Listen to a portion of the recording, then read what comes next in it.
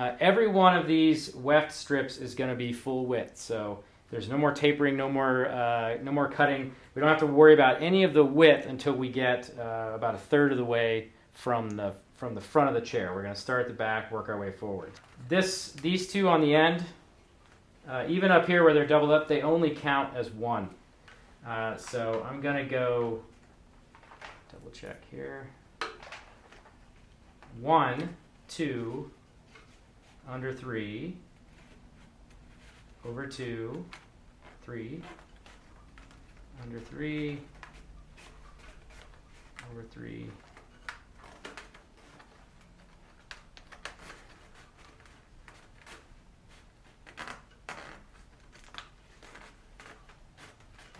okay, that's more like it. Okay, so this is what my starter strip will look like. I'm going to go ahead and grab a little piece of tape. This tape is a good reminder that on either end, these strands, they count as one strand. So we're going to weave them as if they're just one strand. We'll pull that tape off when we get closer to the front. Okay, so even up here, that's just one strand. Okay, so I don't want this piece hanging out, so I'm going to push it back under here. Before I do that, when we are weaving the bottom, the strips are going to go at a slight angle because they're going to start on this side, they're going to wrap all the way around, they're going to come out at the same spot. So if we kept it straight, this weaver, the strip would come around and would double over itself. We don't want to do that, so we're going to push it back at an angle, and we'll figure out if this is exactly the right angle here after we make our first pass. Flip this over, and I just set it down right on top of the lower rungs when I'm doing this. Okay, so we started out going over 2. We'll do the same thing here, over 2, under 3, and now it's just 3s. Over 3, under 3, under 3, over 3. Okay, double check my count here. Yep, okay, so I ended up with over 2 on this side and over 3 on that side. It's only off by 1, that's fine. I'm ready to pull this through, and I can't just yank on it because there's nothing holding that weaver on the bottom side. So I'm just gonna hold it. I'm gonna pinch my finger on the bottom of the rail here while I pull the rest of this through.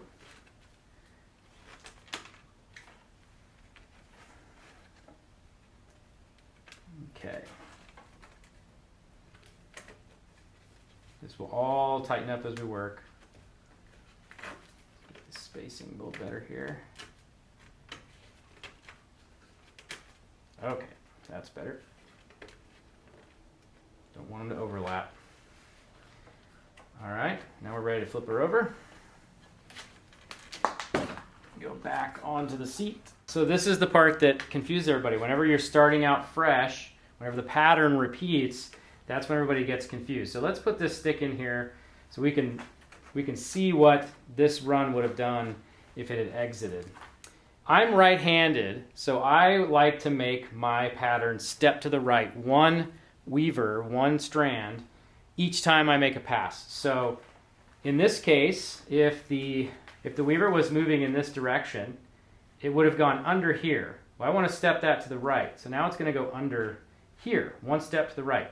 Then it's all counting 3s again. So let's put this under here. Under 3, over 3. Now look, it's surfaced here. Think of it like a sea snake, right? It's surfaced here.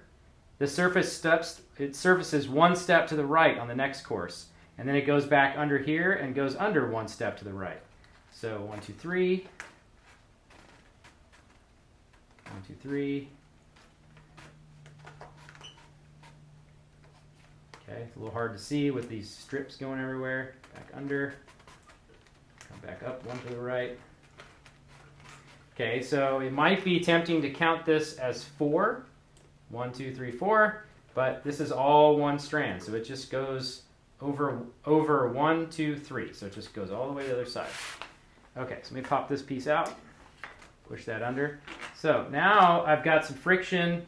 I can pull this part tight. and then I can pull, move my hands here, pull the strand tight. And I grabbed it from the sides and I crushed it, and I shouldn't have done that, but that happens sometimes. So now we can get this first strand up tight to the second one, and it's starting to look good.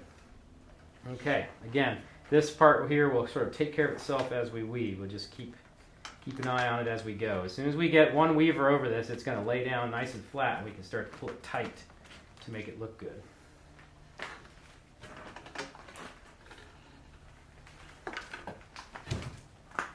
All right, so we step to the right. So it went under here. It needs to step to the right one time, one space. Then it comes up. Now look, it's surfaced here, and now it's surfacing one step to the right. Back under, up, down, 3, 3, 3, 3. Okay, so I'm going to pull this tight.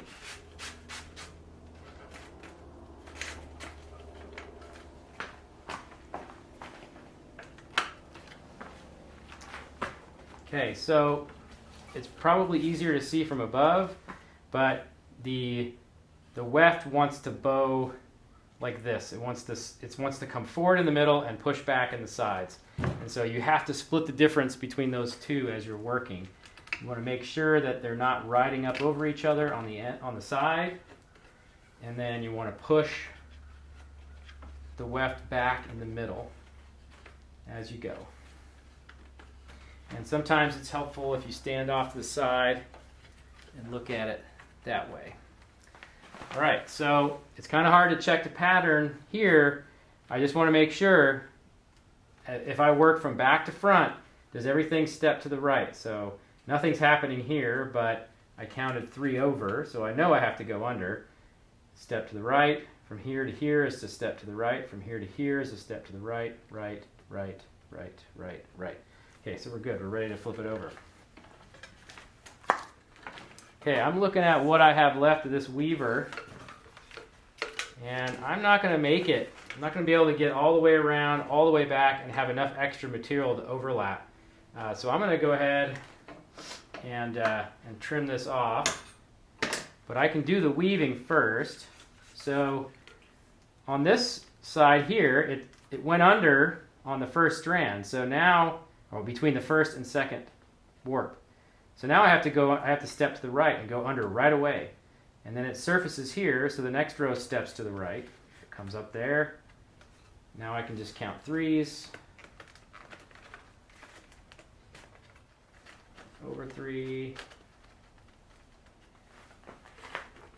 Under 3.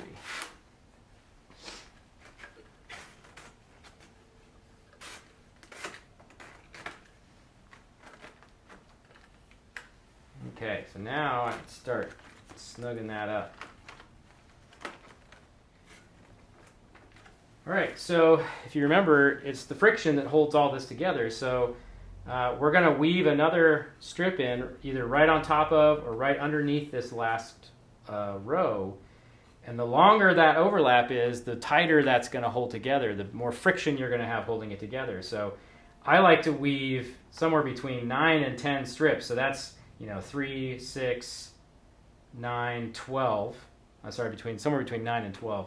But you really can go, 2/3 the length of the seat if you want. We know that we're going to need to trim this. I'm going to go ahead and decide to weave the next strip in on top, which means I can cut this anywhere, and that loose end will be hidden inside the weave.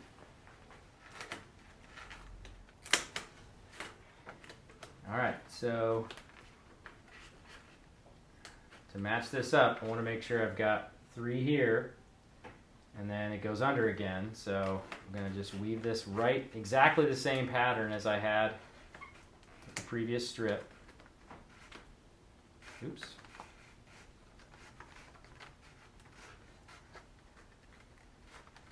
Okay, so I think right here is where I'm going to stop the overlap. So I just need to push this other one down underneath it and weave it on top. Okay, so the key thing to remember here is when we flip it over and we try to tension this, we can't just yank on this strip. So this is where I grab a clamp as a reminder to myself not to pull on it. So let's flip this over. Okay, so I went under here. I need to step to the right, which means I go directly under. Start counting 3. 1, 2, 3. Under. Okay, so before I pull this tight, I'm going to roll that around the edge. And I'm going to put a clamp on there. Now I can pull it through. As long as your strips are moist, you should be able to bend them pretty aggressively to make them look okay. Make them go through. Take the clamp off for just a second to look at this. Everything is stepping to the right. It's looking good.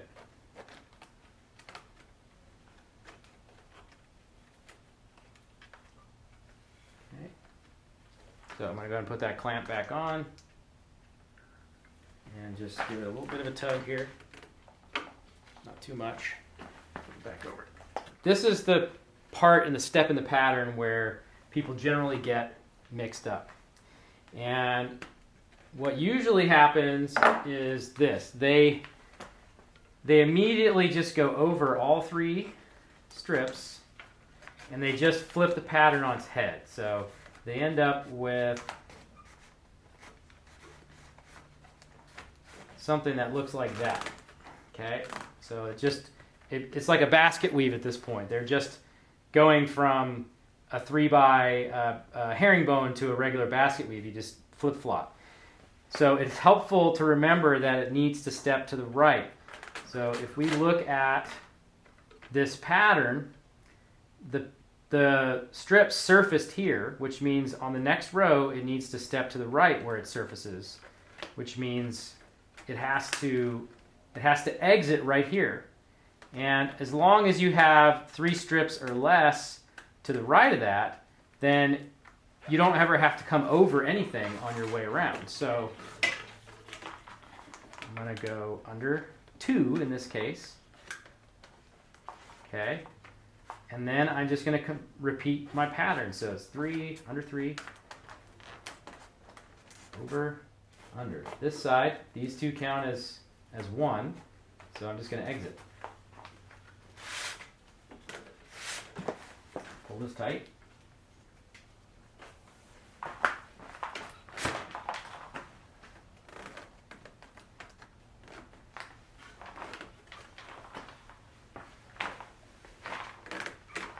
Okay, and I know it's right because the pattern is still stepping 1 step to the right as it goes to the next row. And now we can continue to clean up these splices.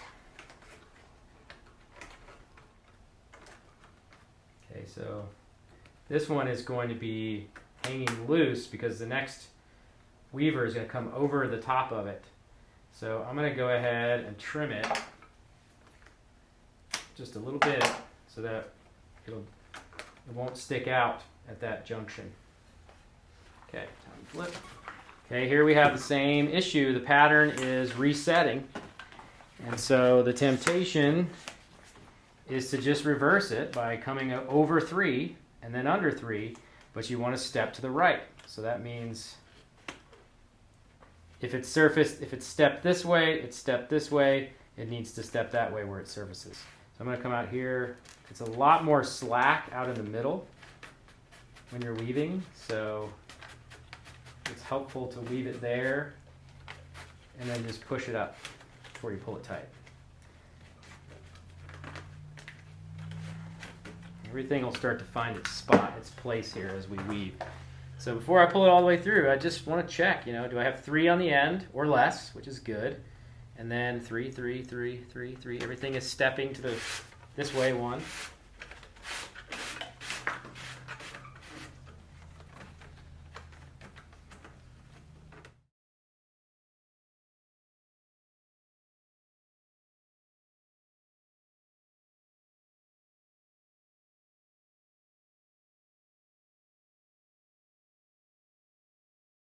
All right, there's one specialty tool I forgot to mention.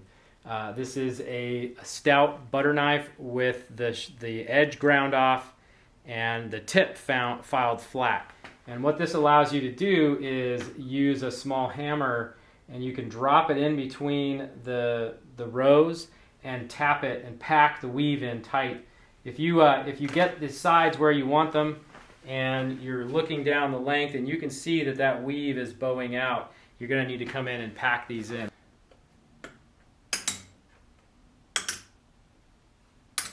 Doesn't take much, just some light taps.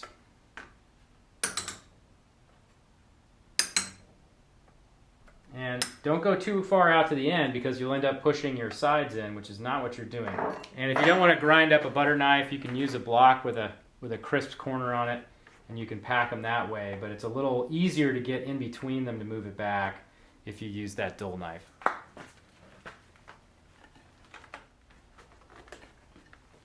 Here's another tricky spot.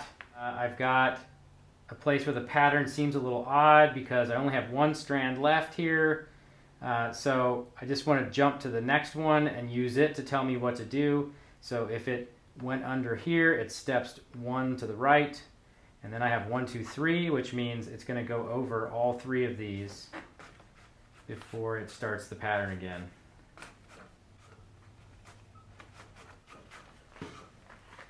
And if I've done it right, it should step down and to the right. Yep, that looks good. Okay, so here's another place where I've got a strip that's going to be orphaned. It's going to be hanging out here in space. So I'm going to slide this down, and I'm going to trim it so that this goes right over the top of it. And I don't have to see it or get it caught on anything. Now when I push it up, it covers it right up. That looks good. Okay, I don't have enough material here to make another full row and then come all the way back around. I can always double check by doing that. And it's not enough to get any kind of overlap, so I will probably trim this part, this piece right here, but I want to pull it tight first.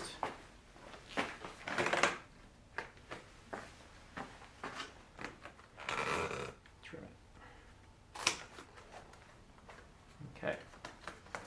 And I just need to weave in another strip.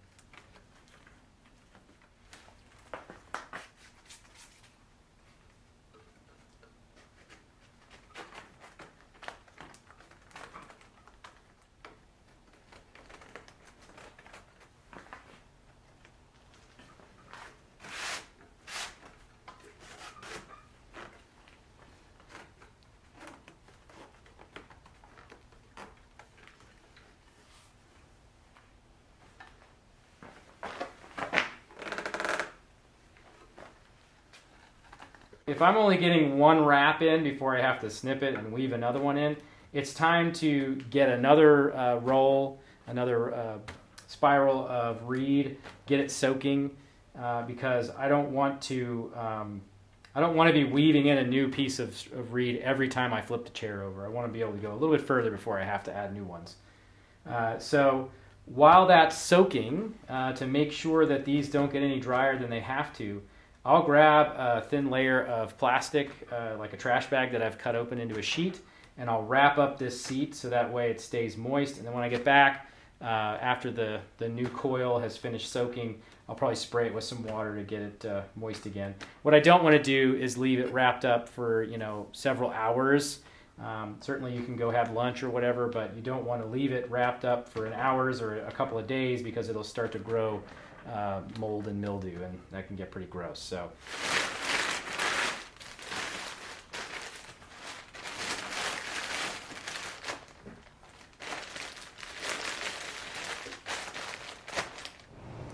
So when I stopped yesterday, it was later than I realized, and so I had to leave this overnight, and I've never done that before.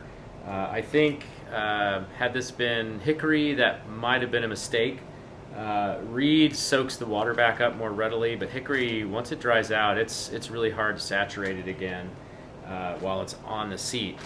And I think since my shop, it's fairly cool outside, my shop is conditioned, so I don't think I had too much to worry about in the way of mildew, but what I'm going to do is I'm going to unwrap it, I'm going to spray it really well on both sides, and then I can pull out some fresh weavers and start pick up where I left off. So let's see what it looks like.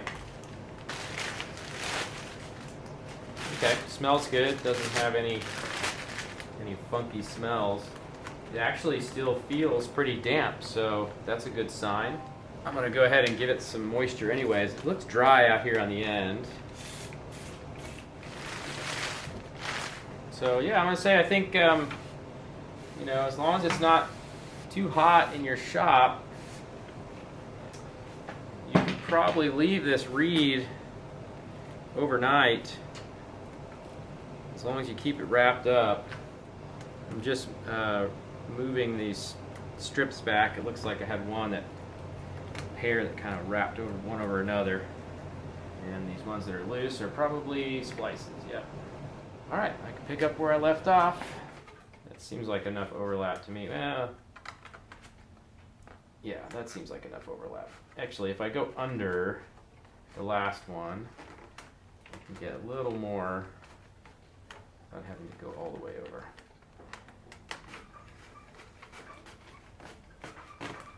There we go. Let's just leave it like that.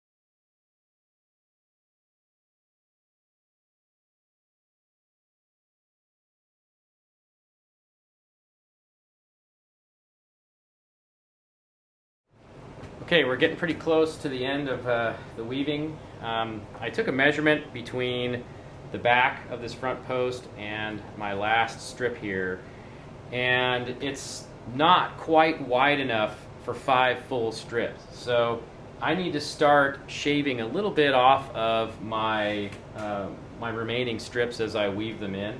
I'm going to start that on the bottom.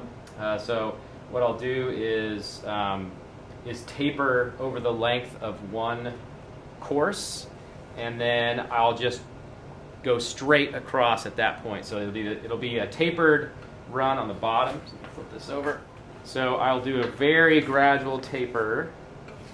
First, we want to make sure I have enough to get all the way back around. It looks like I do. So I'll do a very gradual taper across the bottom, and then once I get to that narrower width, I'll keep it that width all the way back across the top. And so each time I'll do a little bit of a taper and then straight across the top, a little bit of taper on the bottom, straight across the top. I'll be able to get one more weave all the way across the top on this one, and then I'm going to have to splice another one in. The other thing I'm doing at this point is I know that my splices on the bottom for the warp are really long now, so I can start to kind of tidy them up. I don't want to have these splices way up here in the front, because when you have double thickness, it's going to be tighter and it's going to be harder to weave. So I'm just kind of trimming them off as I go, making sure that the next strip will cover. So if I look at this one, the next strip is going to surface between these two, so I know this part's going to get covered up, so I can come through and I can snip this off, and I know that the next weaver is going to come up and hold that down and cover it down so it's not loose. And so I start thinking about that just after the halfway point here, so that I don't have to fight with double layers, splice layers of parts. Even if I have something like this, I got one that ended up underneath. It's overlapping from here to here. That's a lot of overlap. So I'm going to just snip this off, make sure I don't cut the outside, and then tuck it back under. Now I don't have to weave through that double layer of reed anymore. I'm going to probably start my taper here.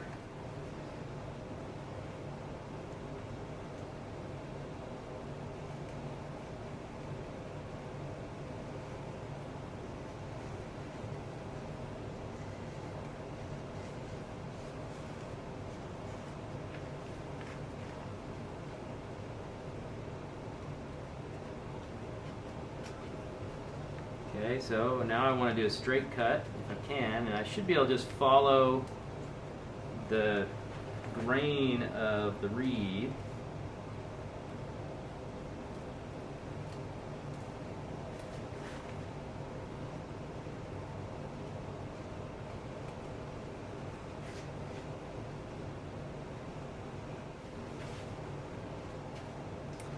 And it's better to have several strips that are a little bit narrower than a normal strip than it is to have one strip at the end that's really small, or just a big gap. I think if I had to choose, I would take the big gap over this weird strip that's just smaller than all the others. So that's why we got to do this measuring and thinning out early. Got a little water here. Back to weaving. Again, I'm treating this as one weaver, so I can't go under at this first opening, so I've got to go under the entire thing and start the pattern over. So under 3, over 3, and I should be able to tell if I did it right just by looking at these steps. And here's where it gets important to work out here in the open space, so you've got some flexibility in the weave still.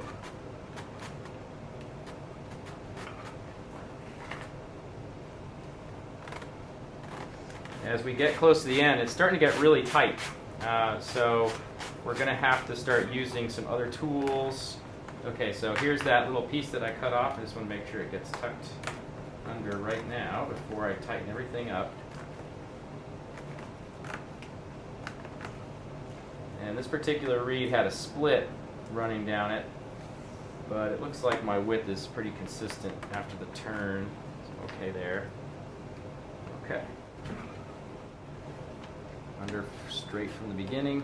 Okay, so I'm starting to have some issues with the tip of the reed getting stuck underneath. So I'm going to use this knife as a ramp. I'm going to drop it in where I want the reed to come up. I'm going to slide it as far over as I can get it. And the reed is going to hit that knife, and it's going to ride up out of the opening there. So I'm going to put this here. See, now it comes out. And then if I need help getting it started, I can drop the knife in where I want it to go, and I can flip it the other way, and that helps the tip of the reed go down. And so you just, you put the knife down on the tip of the reed, it can keep you from getting where you want to go. But as you get to the middle, it's a little easier. And then as you get towards the end, sometimes you have to start doing it again. So now I'm pushing on it, and it's not wanting to slide. So I'm going to have to kind of start inchworming this strip. So I'm going to pull it through as far as I can get it. And then I'm going to just do one or two over-under sets at a time. Okay, so that's looking good.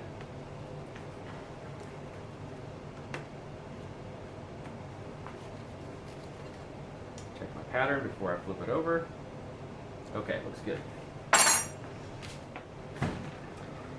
Alright, so I know I'm not going to have enough length to go all the way back around again, so I'm just going to weave this through, pull it tight, and then grab the next strip.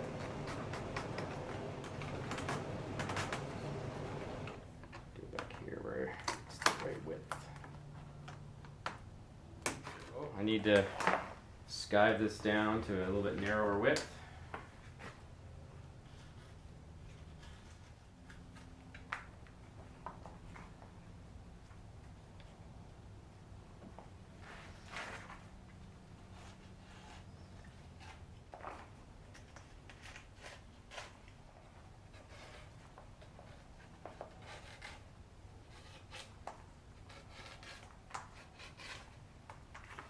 So it ran out of the grain there about halfway through.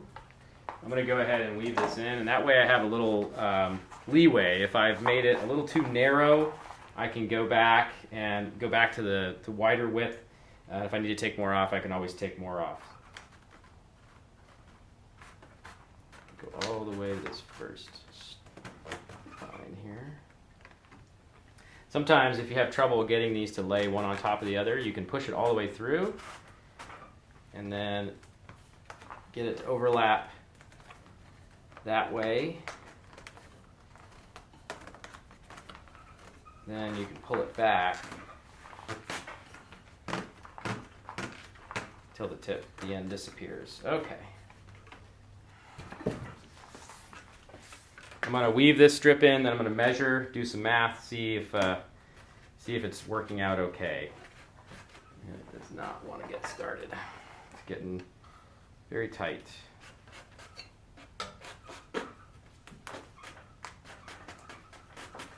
So I'll pull a little extra through. I'm doing the inchworm here.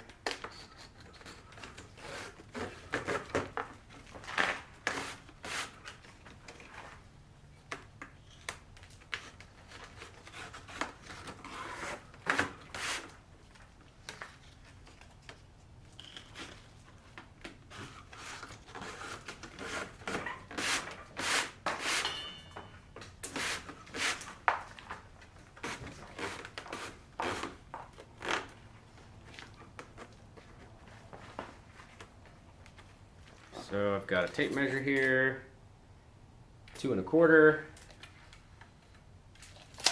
So that's 3 full width strips. So I've done a couple of narrow strips, and that'll let me go back to the full width strips after this. And I didn't take a lot off, so it shouldn't be too noticeable. It'll just look like, you know, the natural variation of the material. And that's a good thing I didn't thin that out all the way down, because I'd be having to grab a new strip to weave in. So I'm just going to keep going here. The end of this thing is split and frayed a bit, so I'm just going to give it a trim. I'm going to tape angle it towards the work.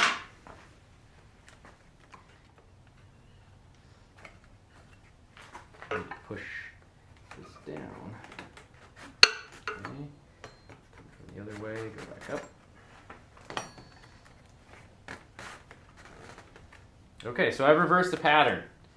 I was thinking, since it surfaced here, that it needed to go under here, and that's really common. That's what happens when you first start the course. But if you see a break in the pattern, you've got all these nice pieces going this way, and then all of a sudden it jumps to the left. There's something wrong here. So I just started the wrong way. I should have gone under. I went through in the right spot. I just should have come up from the bottom instead of going under from the top.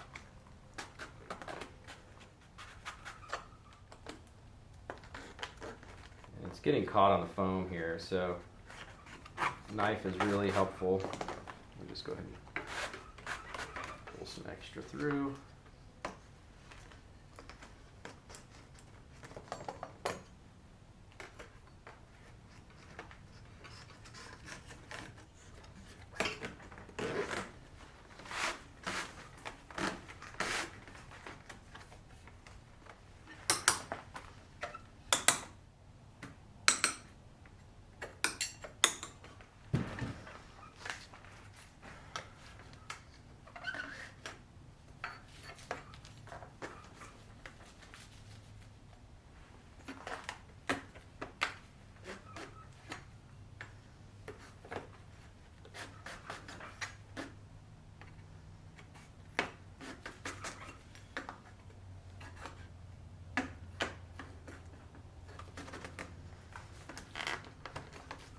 So this is where my in-person students always start to get tired, and because they have to work for every strand that they're weaving in, every strand of the weft. And so this is where people tend to start making some mistakes, and it's a good place, you know, if you haven't stopped yet and you feel like, man, this is a lot of work. Spray everything down, cover it with plastic, take a 20 or 30 minute break. You can put your weavers back in the water, you know, for the first 5 or 10 minutes and bring them back out. They'll be plenty damp when it's time to weave again. But, you know, give yourself permission to rest a bit, because it gets harder. It gets harder as you go along. I mean, that's the advantage to working from home, right? You don't, you know, right now, most of my students are thinking about the drive home. And so you have the luxury of taking a break, go have some coffee or some tea, and come back in 20 or 30 minutes and finish the job.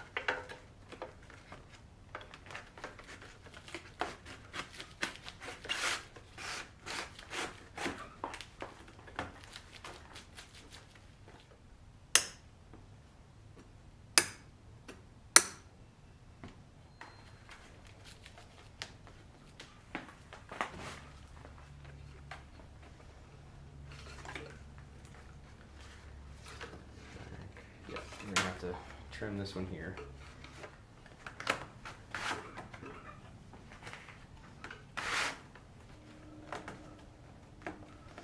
This is where it starts to look strange in here, where you've got those first two strands. Just stay with the plan. Keep treating it like it's just one weaver. It's on the bottom, so you're not going to see it.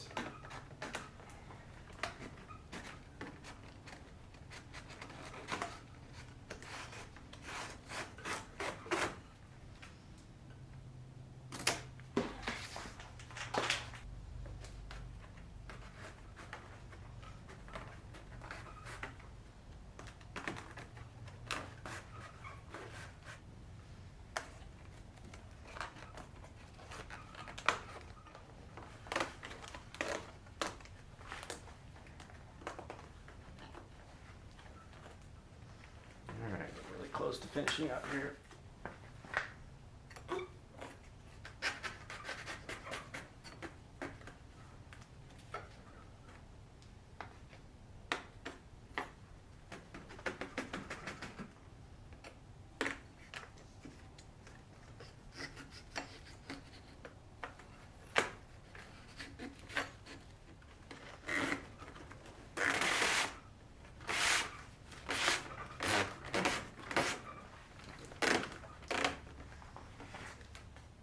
I'm just going to check to see if this strip is going to make it all the way around.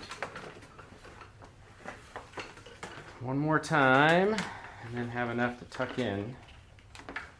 And it looks like it will, so that's going to be good. This is my last strip here.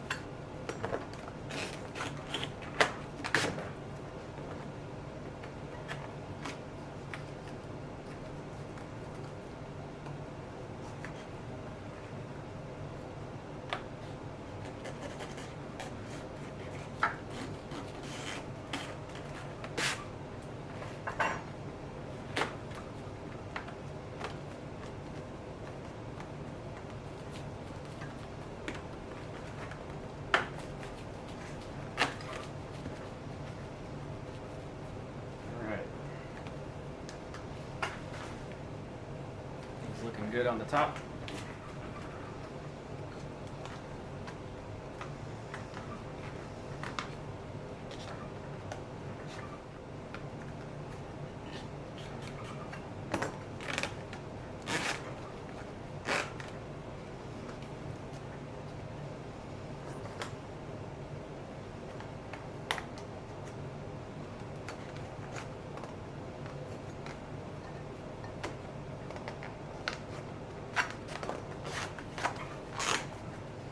Pull this as tight as we can get it.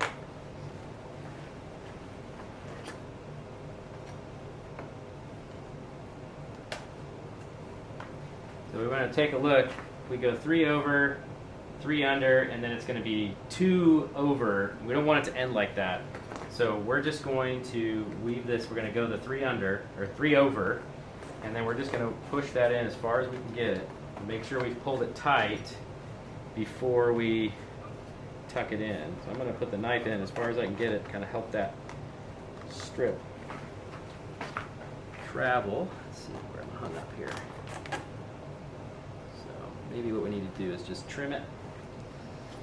Just take a little bit off, see if that'll let it get in there.